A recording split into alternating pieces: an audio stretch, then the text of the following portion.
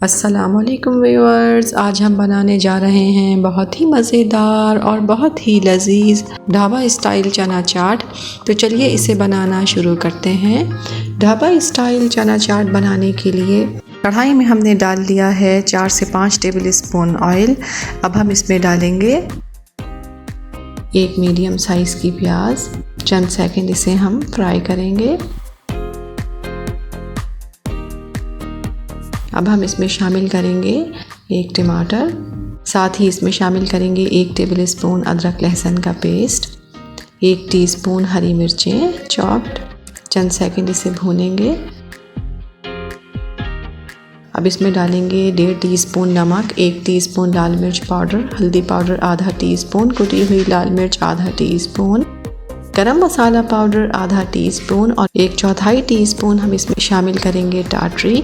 आप चाहें तो टाटरी की जगह इमली का पल्प भी इसमें इस्तेमाल कर सकते हैं। अब इस मसाले को हम भून लेंगे।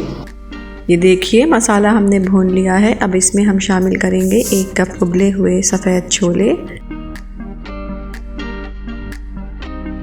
और अब इसमें हम शामिल करेंगे 1 कप पानी। आधा कप शामिल करेंगे पहले, फिर मज़ीद आधा कप शामिल करेंगे, यानी हमने इसमें टोटल 1 कप पानी शामिल किया है। अब इसमें से थोड़े से हम छोले निकाल लेंगे और इन्हें मैश करने के बाद इसमें शामिल करेंगे।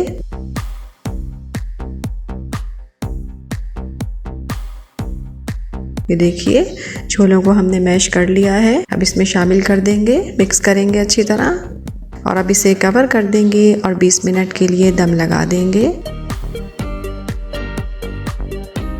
ये देखिए छोलों को पकते हुए 20 मिनट हो चुके हैं और हमारे छोले बिल्कुल तैयार हो चुके हैं। चलें इन्हें अब निकाल लेते हैं।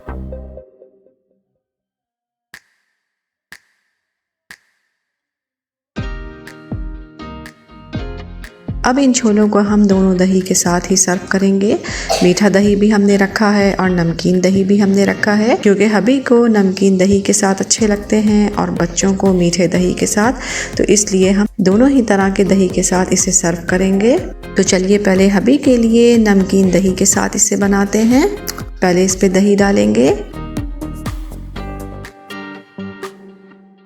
मीठी चटनी डालेंगे इमली की,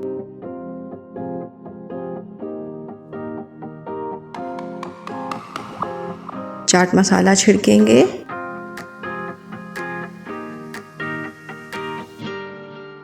थोड़ी सी प्याज, हरा धनिया। आप चाहें तो इसके ऊपर पापड़ी भी डाल सकते हैं। ये देखिए हमारी बहुत ही मज़ेदार और बहुत ही लजीज बिल्कुल ढाबा स्टाइल की चना चाट तैयार है।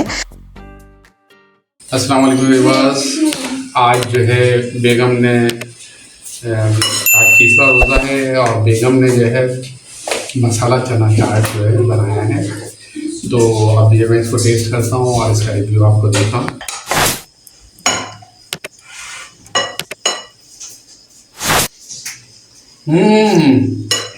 क्या कहना, ज़बरदस्त, बहुत ही ज़बरदस्त, माइंड ब्लोइंग। आप लोग जो है इस रेसिपी को ज़रूर ट्राई कीजिएगा और हमें अपनी दुआओं में ज़रूर याद रखिएगा। आप सबको सैयद आमिर का सलाम। इस रेसिपी को ट्राई ज़रूर कीजिएगा। पसंद आए तो लाइक कीजिएगा, चैनल को सब्सक्राइब कीजिएगा और अपना बहुत ख्याल रखिएगा। अल्लाह हाफिज़।